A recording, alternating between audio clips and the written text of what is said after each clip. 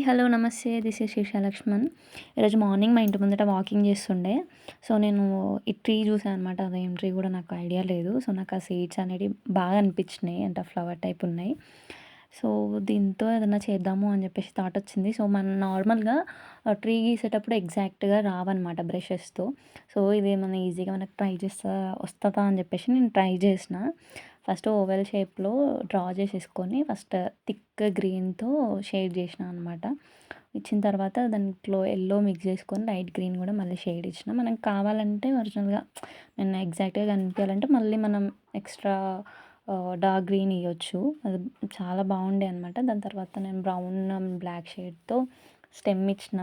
So, ఇది నార్మల్‌గా నేను చెప్పడానికి అంటే ఇవ్వే అనే కాదు. ఇదే చెట్టు, ఇవే సీడ్స్ కనిపియాలి, దొరకాలి, వాటితోనే చేయాలని కాదు. నార్మల్‌గా అట్లా ఏం కనిపించినా మనం యూజ్ చేసుకొని దాంతో ఆర్ట్ క్రియేట్ చేయొచ్చనమాట. So, this is output.